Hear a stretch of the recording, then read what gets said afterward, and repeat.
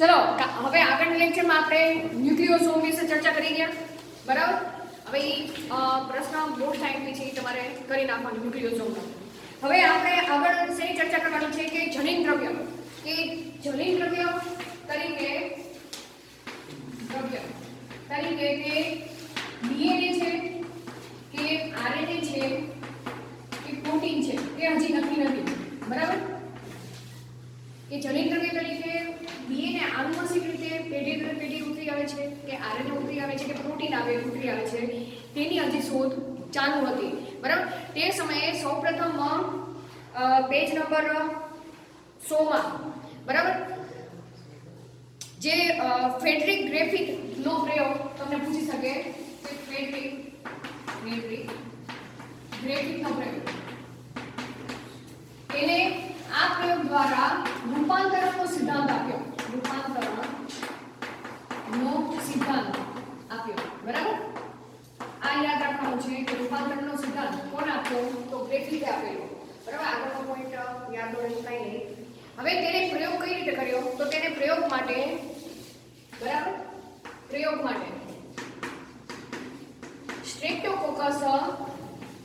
સ્ટ્રેપ્ટોકોકસ ન્યુમોની નામના શું લીધા? બેક્ટેરિયા લીધા, બરાબર. હવે આ સ્ટ્રેપ્ટોકોકસ ન્યુમોનીની બે જાત લીધી, અલગ અલગ જાત લીધી. એક એસ જાત લીધી અને બીજી લીધી આર જાત. અહીંયા ઇંગ્લિશમાં તમે સ્ટ્રેન શબ્દ વાપરેલો છે, પણ બીજું કઈ નહીં, બરાબર. તમે જાત પણ લખી શકો. હવે એસ જાત એટલે શું? એસ એટલે સ્મૂથ, એનું આપણે ઇંગ્લિશ કરવા જાય, અને આર એટલે કે રફ, રફ સ્ટ્રેન, બરાબર. એનો મતલબ શું કે બેક્ટેરિયાની જે સૌથી બહારની જે દિવાલ છે એ શેની બનેલી છે? પેપ્ટિડોગ્લાયકનની બનેલી છે, અને તેની જે એક બેક્ટેરિયા છે તેની જે ઉપરની દિવાલ છે ત્યાં મ્યુકસનું આવરણ આપેલું હોય, અને મ્યુકસના આવરણને કારણે તેની સપાટી કેવી જોવા મળે? લીસી જોવા મળે, અને તે જાતને આપણે એસ જાત નામ આપેલું છે. તો સ્મૂથ એટલે કે લીસી સપાટી ધરાવતા, બરાબર. શેને કારણે છે? મ્યુકસ આવરણ એ બેક્ટેરિયા ઉપર આવેલું છે, જેને કારણે તે કેવા દેખાય છે? લીસા જોવા મળે છે, બરાબર. લીસા છે. અને અહીંયા શું આવેલું છે? મ્યુકસનું આવરણ કેવું છે? ગેરહાજર છે, બરાબર. જેને કારણે તેની સપાટી રફ જોવા મળે છે, સપાટી કેવી છે? રફ છે કે ખરબચડી છે. હવે શું થાય છે કે આ જે એસ જાતના બેક્ટેરિયા છે કે જેની એ સ્ટ્રેન છે તે રોગ માટે જવાબદાર છે, બરાબર, કે જેને કારણે ન્યુમોનિયા થાય છે, અને જે એ સ્ટ્રેનને કારણે જે તેને જો ઉંદરમાં નાખવામાં આવે તો તે ઉંદર કેવો થઈ જાય છે? મરી જાય છે. તો આ જાત કેવી છે? ઝેરી જાત છે. કોને કારણે? તેનું લીસું આવરણ મ્યુકસ વાળું છે, અને તેને કારણે તે ઝેરી જાત તરીકે તેને ગણવામાં આવ્યું છે, અને આ બિનઝેરી જાત છે, બરાબર. હવે આટલી તો ખબર પડી ગઈ છે. તો હવે પ્રયોગમાં શું કર્યું કે પહેલા તો તમારે આ રીતે પોઈન્ટર યાદ રાખવાના. એ જાતને શેમાં નાખો? ઉંદરમાં નાખો. તો એ જાત કેવી છે? ઝેરી જાત છે. ઉંદર કેવો થઈ ગયો? તેને ન્યુમોનિયા થયો અને તે મરી ગઈ, બરાબર, મૃત્યુ પામે છે. બીજો પ્રયોગ કર્યો, તેમાં તેને આ જાત લીધી, તેને ઉંદરમાં નાખી, તો તે બિનઝેરી છે એટલે તે જીવી જાય છે, બરાબર, જીવિત રહે છે. હવે ત્રીજા પ્રયોગમાં તેને શું કર્યું કે આ જે એસ જાત છે તેને ગરમ કર્યા, બરાબર. એટલે ગરમ કર્યા તો ગરમીથી ગમે તે સજીવને ગરમ કરવામાં તો તે મૃત થઈ જાય. તો ગરમીથી મૃત થયેલા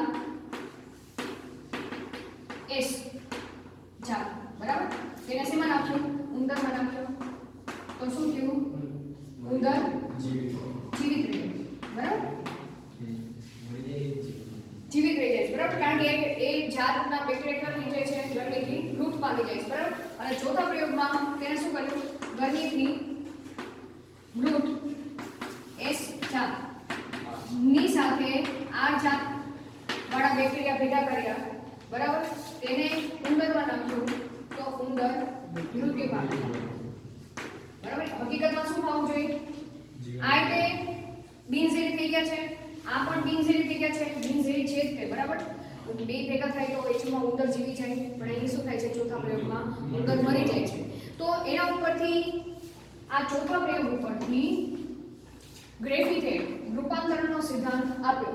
શું સિદ્ધાંત આપ્યો? તમારે ખાલી એનો 2 પોઈન્ટમાં જ યાદ રાખવાનું છે કે આ જે ગરમીથી મૃત થયેલ જે ગેસ બેક્ટેરિયા છે, બેક્ટેરિયા, તેમાંથી કાંઈક દ્રવ્ય, બરાબર, હવે તે કાંઈક દ્રવ્ય તે કાં તો ડીએનએ પણ હોઈ શકે, આરએનએ પણ હોઈ શકે, પ્રોટીન પણ હોઈ શકે, તેની એને હજી ખબર નથી ને, પણ કાંઈક એવું દ્રવ્ય છે કે તેમાં જાય છે આ જાતમાં દાખલ થાય છે. બરાબર, અને હવે એ આ જાતની સપાટી કેવી છે? તેની ઉપર મ્યુકસનું લેયર તો છે જ નહીં, બરાબર, પણ આમાંથી કંઈક આમાં ટ્રાન્સફર થાય છે. બરાબર, અને જેને કારણે જે આ જાત છે, આ જાતના બેક્ટેરિયા છે, તેની સપાટી ઉપર મ્યુકસનું આવરણ તૈયાર થાય છે. મ્યુકસનું આવરણ તૈયાર થાય છે. તો મ્યુકસનું આવરણ આવેલું હોય તેને તો આપણે શું કીધું છે? એસ જાત કીધી છે.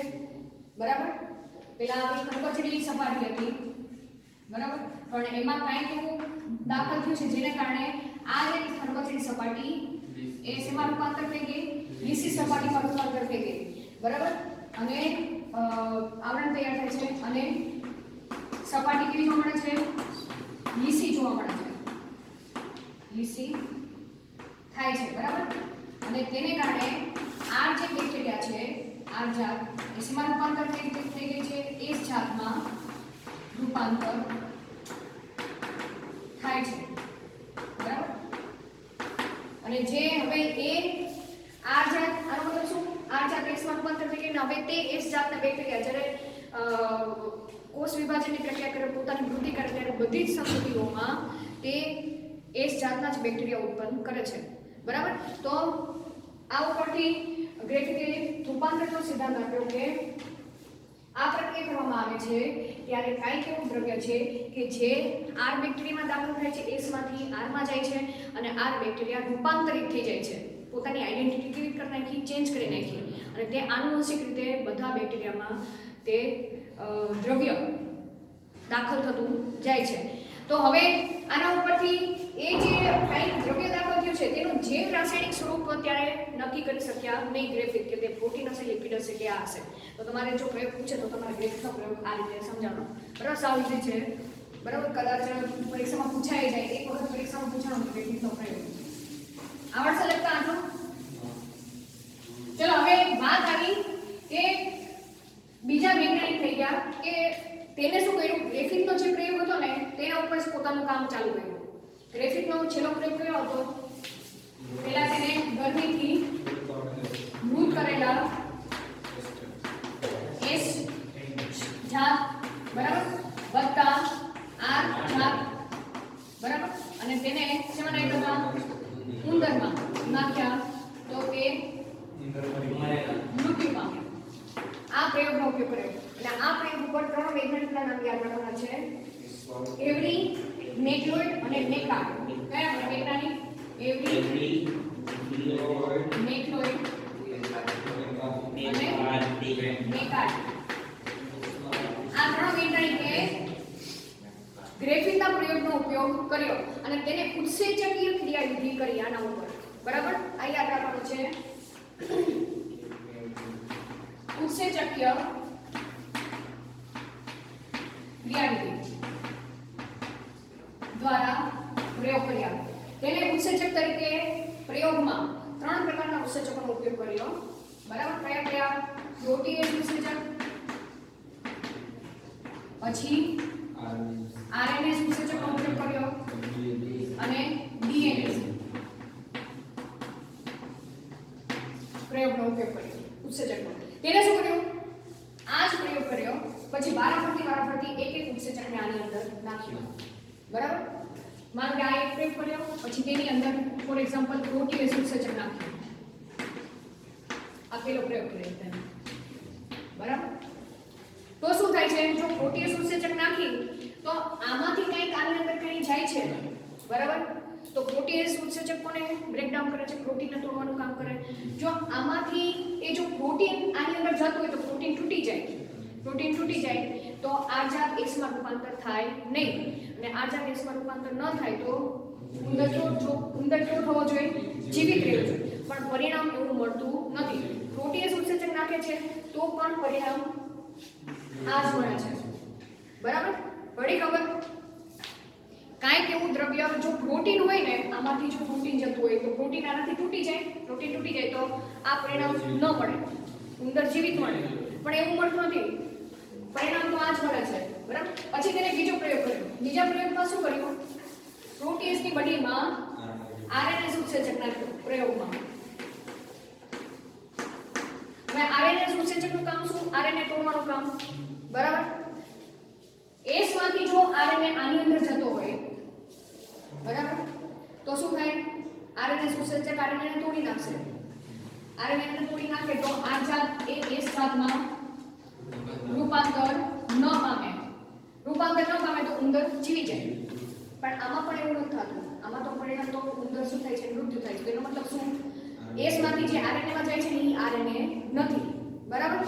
હવે ત્રીજો પ્રયોગ કર્યો કે આરએનએસ ની જગ્યાએ અહીંયા ડીએનએસ ઉત્સેચક પાડ્યું, બરાબર? ડીએનએસ નું કામ શું, ડીએનએ ને તોડવાનું કામ. તો જો S માંથી આ જાતમાં ડીએનએ અંદર જાતું હોય, બરાબર, તો ડીએનએસ ઉત્સેચક શું કરશે, ડીએનએ ને તોડી નાખશે, બરાબર? અને આ જાત S જાતમાં રૂપાંતર ન થાય, બરાબર? અને ઉંદર જીવી જાય. પણ આ કેસમાં શું થાય છે, ઉંદર જીવી જાય છે, મૃત્યુ પામતો નથી. એટલે એનો મતલબ શું, આ જાત S જાતમાં રૂપાંતર થતી નથી, બરાબર? S જાતમાં રૂપાંતર ન થતું તો એનો મતલબ શું, આમાંથી જે કંઈ આની અંદર જાતું હતું એ શું હતું, ડીએનએ હતું. પડી ખબર? તો આના ઉપરથી આ ત્રણ વૈજ્ઞાનિકે ઉત્સેચકીય ક્રિયાવિધિ ઉપર ગ્રિફિથનો જ પ્રયોગ લીધો, પણ તેની ઉપર જુદી જુદી ઉત્સેચકીય ક્રિયાવિધિ કરી.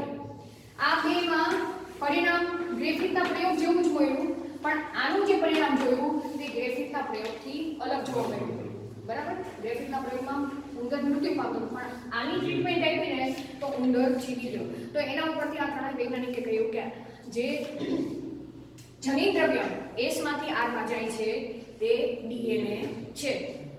પડી ખબર? હવે વાત આવી કે આગળ જે બાયોલોજીસ્ટ હતા એ બાયોલોજીસ્ટ તૈયાર નહોતા કે ખાલી ઉત્સેચકીય ક્રિયાવિધિ ઉપરથી નક્કી ન થાય કે આનુવંશિક દ્રવ્ય તરીકે ડીએનએ છે, બરાબર? તો એના માટે બીજો એક પ્રયોગ છે જેને હર્સી અને ચેસના પ્રયોગ તરીકે ઓળખવામાં આવે છે. આ છેલ્લો પ્રયોગ, બરાબર? આનુવંશિકતાનો પ્રશ્ન તમને આ પણ પૂછી શકે, હર્સી અને ચેસનો પ્રયોગ સમજાવો. સાવ ઈઝી છે, બરાબર? 4 સ્ટેપમાં સમજવાનો છે. ભલે ચોપડીમાં તમને થોડુંક કન્ફ્યુઝન રીતે આપેલું છે, લખતા ન આવડે, પણ આકૃતિ તમારે તૈયાર કરી નાખવાની છે, બરાબર? હજી તમને આકૃતિ ઉપર ભાર આપું છું. હર્સીના ચેસના પ્રયોગમાં આકૃતિ તમારે તૈયાર કરી નાખવાની છે. ચલો હવે એને વ્યવસ્થિત આપણે સમજવાનો પ્રયત્ન કરીએ. બાકી શોર્ટકી તમને એ જે આપવાની છે મટીરીયલ એમાં શોર્ટકી આપેલી છે.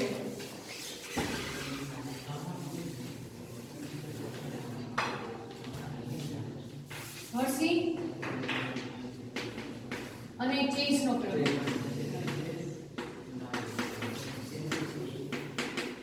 અને આના ઉપરથી સાબિત થયું કે આનુવંશિક દ્રવ્ય તરીકે ડીએનએ હોય છે, બરાબર? ચલો આગળ શું કહ્યું કે પ્રયોગમાં હર્સીને ચેસે શું લીધા, વાયરસ લીધા, બરાબર? પ્રયોગ માટે કોને પસંદ કર્યા, વાયરસ. હવે એ વાયરસ કેવા હતા કે જે બેક્ટેરિયાને ઇન્ફેક્ટ કરે છે, બરાબર? કે જે બેક્ટેરિયાને કિલ કરે છે, તો તે વાયરસને બેક્ટેરિયોફેજ તરીકે ઓળખવામાં આવ્યા. જે બેક્ટેરિયાને ચેપ કરે છે તેને શું કહેવામાં આવ્યા, બેક્ટેરિયો કે વાયરસને, બરાબર? પછી તમને એમ થશે કે વાયરસને બેક્ટેરિયોફેજ કહે છે. બેક્ટેરિયો ફેઝ કહે. બરાબર. તો હકીકતમાં હવે આખા ટોપિકમાં તમારે બેક્ટેરિયો ફેઝ જ લખવાનું, વાયરસ નહીં લખવાનું, કારણ કે આખી પ્રક્રિયા બેક્ટેરિયા ઉપર થાય છે. એટલે હવે તેને બે સેટ તૈયાર કર્યા. એક સેટમાં તેને શું કર્યું, વાયરસને એટલે કે બેક્ટેરિયો ફેઝ જ લખીશ. બરાબર. બેક્ટેરિયો ફેઝને રેડિયો એક્ટિવ સલ્ફર વાળા એટલે S35 માધ્યમમાં શું કર્યા, ઉછેર્યા. અને બીજા પ્રયોગમાં શું કર્યું કે બેક્ટેરિયો ફેઝને ફોસ્ફરસ યુક્ત માધ્યમમાં, પણ કેવા ફોસ્ફરસ, કેવા રેડિયો એક્ટિવ ફોસ્ફરસ યુક્ત માધ્યમ. બરાબર. બેક્ટેરિયો ફેઝને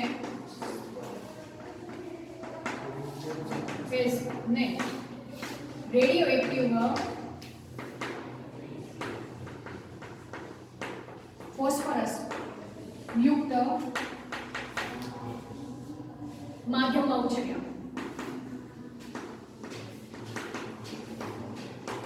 હવે તમને આનું પરિણામ ખબર પડી જાય. બરાબર. આપણે ખબર છે કે ડીએનએ માં ફોસ્ફરસ હોય છે. બરાબર. તો આ બેક્ટેરિયા ફેઝનું જે ડીએનએ છે એ ડીએનએ ફોસ્ફરસ વાળું હોય છે. તો અહીંયા જે વાયરસ છે એ વાયરસનું ડીએનએ કેવું થઈ જશે, રેડિયો લેબલ થઈ જશે. પડી ખબર? જ્યાં જ્યાં ફોસ્ફરસ હાજર હશે ને ત્યાં એ કેવું થઈ જશે, રેડિયો લેબલ. તો ફોસ્ફરસ ક્યાં હાજર હોય છે, ડીએનએ માં હાજર હોય છે. તો આનું પરિણામ શું આવશે કે વાયરસ નું ડીએનએ કેવું થાય છે, રેડિયો લેબલ થાય છે. લેબલ થાય છે. બરાબર. તો આ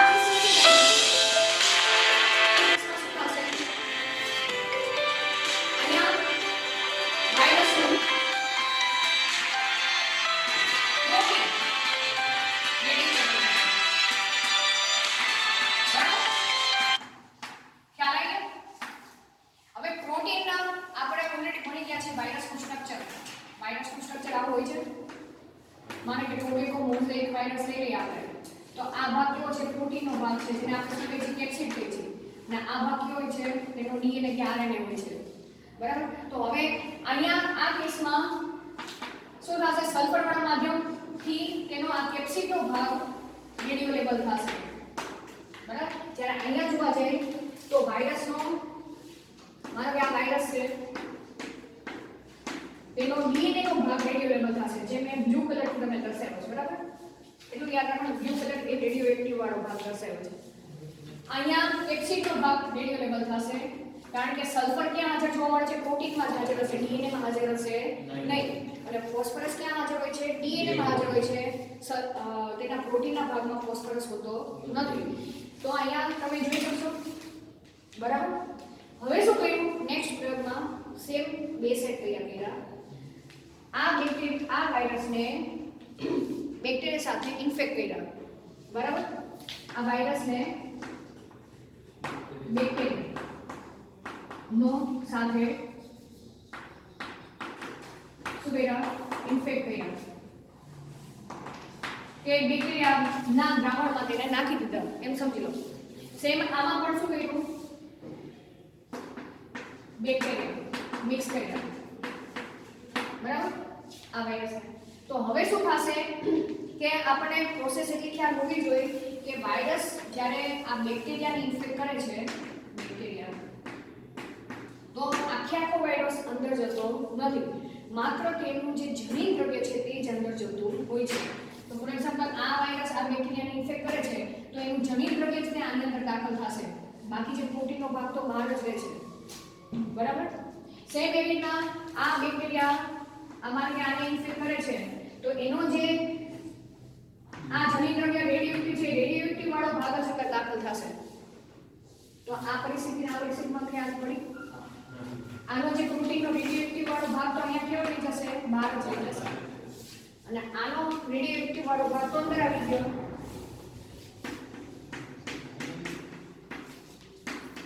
પડી ગયો. તો અહીંયા આકૃતિમાં તમને 3 સ્ટેપ આપેલા છે, બરાબર. આપણે એ જ આકૃતિની વાત કરીએ છીએ. 2 સેટ મૂકેલા છે. જે રેડ કલરનો ભાગ તમને આકૃતિમાં દર્શાવ્યો છે તે રેડિયોએક્ટિવ વાળો ભાગ છે, બરાબર. તમારે આકૃતિમાં શું રેડ કલર વાળો ભાગ રેડિયોએક્ટિવ છે, સલ્ફરની અને ફોસ્ફરસની બંનેની વાત કરી તો મેં આ જે પહેલો સેટ છે ને એ આ છે, આ બીજો સેટ છે ને એ આ છે, બરાબર. હવે જો પહેલા સ્ટેપમાં આપણે શું કર્યું, આ જે વાયરસને બેક્ટેરિયા સાથે સંક્રમણ કરાવ્યું, બરાબર. બીજો સ્ટેપ શું કરવામાં આવે છે, બીજા સ્ટેપમાં બ્લેન્ડિંગની ક્રિયા યાદ રાખવાનું, બ્લેન્ડિંગની ક્રિયા, બરાબર. આને શું કરાવ્યું, બ્લેન્ડિંગ. હવે બ્લેન્ડિંગ એટલે કે આપણને ખ્યાલ જ છે બ્લેન્ડિંગ આપણે ઘરે તે બ્લેન્ડર મશીન હોય, છાશ વલોવતા હોય, બરાબર. બસ એ રીતે પ્રોસેસ કે અહીંયા સીધું વાયરસ એ બેક્ટેરિયાની અંદર પોતાનું જનીન દ્રવ્ય નાખી નહીં દે.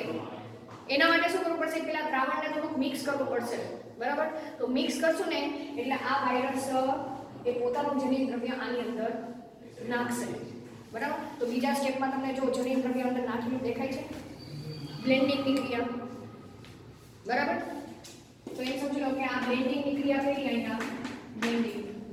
તો અહીંયા આ બેક્ટેરિયામાં ખાલી તમે આરએનએ નું જનીન દ્રવ્ય આમાં દાખલ થયું, આની બ્લેન્ડિંગની પ્રક્રિયા કરી તો એનું વાયરસનું જનીન દ્રવ્ય અહીંયા દાખલ થઈ ગયું, આ બ્લેન્ડિંગની ક્રિયા. ત્રીજો સ્ટેપ સેન્ટ્રીફ્યુગેશન. સેન્ટ્રીફ્યુગેશન એટલે એકદમ ઝડપથી, બરાબર, પ્રોસેસ કરવામાં આવી કે એક મશીન આવે સેન્ટ્રીફ્યુગેશન મશીન કે તમારે કેટલું રોટેટ કરવું છે દ્રાવણને એનું સેટ કરવામાં આવે અને પછી એમાંથી તમને 2 પાર્ટીશન અલગ જોવા મળશે. હવે આગળની પ્રોસેસ અહીંયા તમને સમજાવી નથી પણ આપણે ટ્રાય કરીએ. સેન્ટ્રીફ્યુગેશન. હવે તમને વાયરસની તમને ખબર છે કે શું આગળની પ્રક્રિયા શું થશે, આ જે ડીએનએ છે વાયરસનું એ બેક્ટેરિયલ ડીએનએમાં દાખલ થશે, પછી બેક્ટેરિયા પોતાને સ્વયંજનનની પ્રક્રિયા કરશે, પ્રોટીન બનાવશે, તો વાયરસ એ શું કરશે એની સાથે સાથે પ્રોટીન બનાવવાની પ્રક્રિયા ચાલુ કરી દેશે અને આની અંદર અસંખ્ય આવા વાયરસ તૈયાર થઈ જશે, બરાબર. અહીંયા જોજો અહીંયા રેડિયોએક્ટિવ નથી એટલે હું અહીંયા કોઈ તમને રેડિયોએક્ટિવ વાળો ભાગ નથી દર્શાવતો,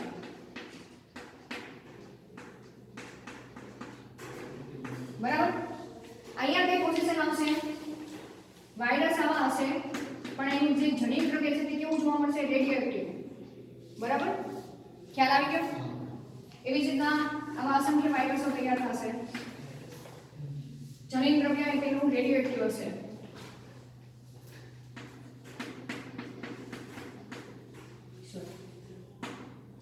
બરાબર. હવે આમાં સેન્ટ્રીફ્યુગેશનની પ્રક્રિયા કરીએ, સેન્ટ્રીફ્યુગેશન. હવે સેન્ટ્રીફ્યુગેશન થી શું થશે કે જે બેક્ટેરિયલ કોષ દિવાલ છે ને તે તૂટી જશે, બરાબર. જો અહીંયા તમને આકૃતિમાં દર્શાવ્યું છે ત્રીજો સ્ટેપ, બેક્ટેરિયલ કોષ દિવાલ તૂટી દર્શાવેલી છે, બરાબર. સેન્ટ્રીફ્યુગેશન થી બેક્ટેરિયલ કોષ દિવાલ તૂટી જશે અને વાયરસ બધા કેવા થઈ જશે, મુક્ત થઈ જશે, બરાબર. તો અહીંયા આવી રીતના છૂટા પડેલા વાયરસ દેખાડતા છે,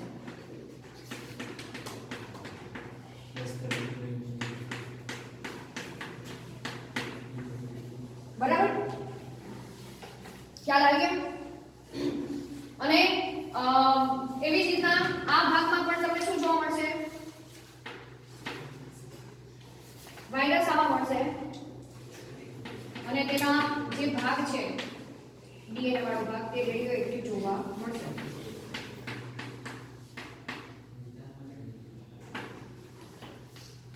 બરાબર. હવે અહીંયા તમને જે કોષોમાં રેડિયોએક્ટિવ P34 જોવા મળ્યું, કોષોની અંદર રેડિયોએક્ટિવ વાળા ભાગ જોવા મળ્યા, જ્યારે આની અંદર રેડિયોએક્ટિવ વાળા ભાગ જોવા મળ્યા નહીં. જો અહીંયા તમને કહે છે રેડિયોએક્ટિવ S35 જોવા મળ્યું નહીં, બરાબર.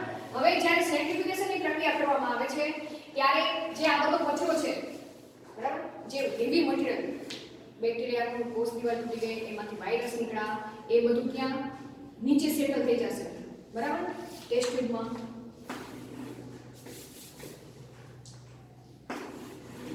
અહીંયા સેટલ થઈ જશે આ બધો ભાગ, બરાબર. અને એનું જે નિતાર એટલે કે ઉપરનું જે તરતું દ્રાવણ તેની અંદર રેડિયો એક્ટિવ વાળો ભાગ આ જે ખાલી ખોખા છે ને બરાબર તે કેવા છે હલકા છે તે ઉપર જોવા મળ્યો બરાબર પણ એચુમાં આ ભાગ તમને રેડિયો એક્ટિવ જોવા મળવો જોઈએ જો આવું હોય ને તો તમને આ ભાગ રેડિયો એક્ટિવ જોવા મળવો જોઈએ પણ એવું નથી આવતું જે નીતર છે ને એ નીતરમાં તો હલકો કચરો હશે એ હલકો કચરો કયો હશે આ જે ખાલી કેપ્સિડનો ભાગ છે ને તે હલકો કચરો હશે બરાબર હવે અહીંયા શું જોવા મળ્યું કે સેન્ટ્રીફ્યુગેશન કર્યું ને તો ટેસ્ટ ટ્યુબમાં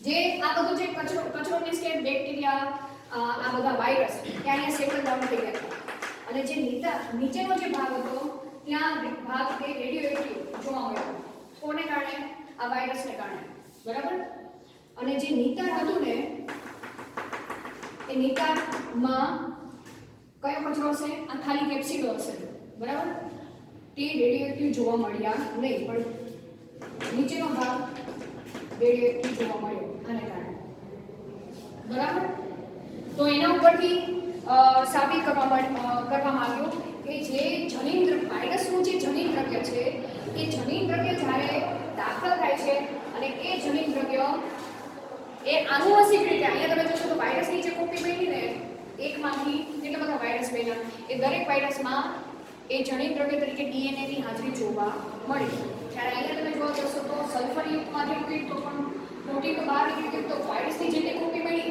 એ રેડિયો એક્ટિવ જોવા મળી નહીં તો હર્શીના જે સ્પ્રેડ ઉપર સાબિત કરવામાં આવ્યું કે જનીન દ્રવ્ય તરીકે ડીએનએ એ આનુવંશિક રીતે પેઢી દર પેઢી ઉતરી આવે છે ત્યાં અહીંયા તમને આમ બધું સ્પષ્ટ દેખાય જ છે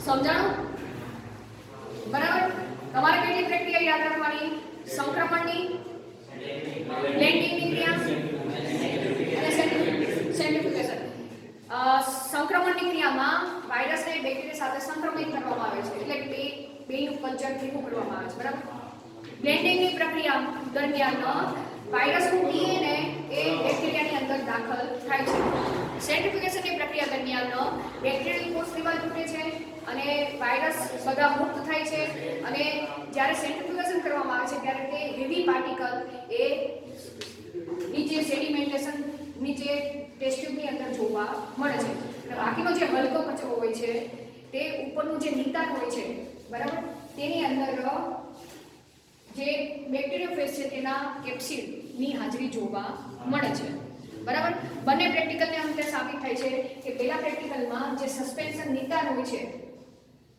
તે રેડિયો એક્ટિવ જોવા મળે છે બરાબર બીજા પ્રયોગમાં નિતાર રેડિયો એક્ટિવ જોવા મળતું નથી તેનું જે નીચેનું જે ભાગ છે જ્યાં બેક્ટેરિયલ વાયરસ છે તે ભાગ રેડિયો એક્ટિવ જોવા મળે છે તો આના ઉપરથી સાબિત થાય છે બરાબર તો હર્શીનો ચેઝ પ્રયોગ તમને પૂછે તો પરફેક્ટ તમે તમારી ભાષામાં આ ત્રણ તબક્કાઓ તમારે લખી નાખવાના બરાબર હવે આપણે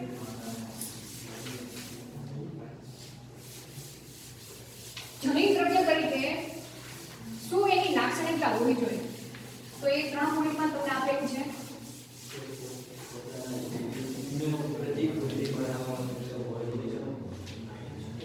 ચલો આમાં કોઈને કઈ પ્રોબ્લેમ છે હર્શી ચેઝના પ્રયોગમાં બરાબર ચલો જનીન દ્રવ્યના ગુણધર્મ 2 માર્ક્સમાં પૂછી શકે જનીન દ્રવ્યના કયા ગુણધર્મો હોવા જોઈએ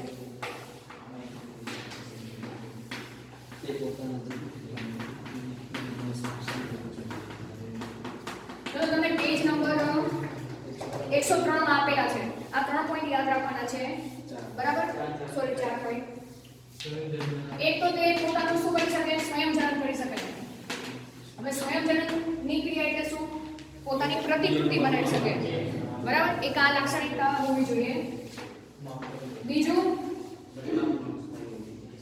રાસાયણિક રીતે અને રચનાત્મક રીતે કેવું હોવું જોઈએ સ્થાયી હોવું જોઈએ હવે એના માટે આપણે આરએનએ અને ડીએનએ નો સ્ટ્રક્ચર વિશે ચર્ચા કરશું અને ત્રીજો પોઈન્ટ ચર્ચા કરેલી છે કે ઉદ્વિકાસીય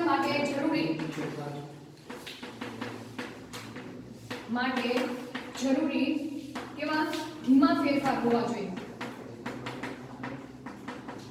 તેની અંદર થવા જોઈએ અમારે આપણા કોષની વાત કરીને આપણા કોષમાં ડીએનએ છે વાતાવરણ ચેન્જ થાય જો ડીએનએ બદલાતું રહે તો શું થાય આપણે ક્યાં ના ક્યાં પહોંચી જાય બરાબર અત્યારે શિયાળો છે તો તમારું ડીએનએ બદલાઈ જાય તો તમારું આખું સ્ટ્રક્ચર એક બોડી સ્ટ્રક્ચર બધું બદલાઈ જાય છે. આ કોવિડ-19 છે ને એ કોવિડ-19 જેવી પરિસ્થિતિ થઈ જાય બરાબર.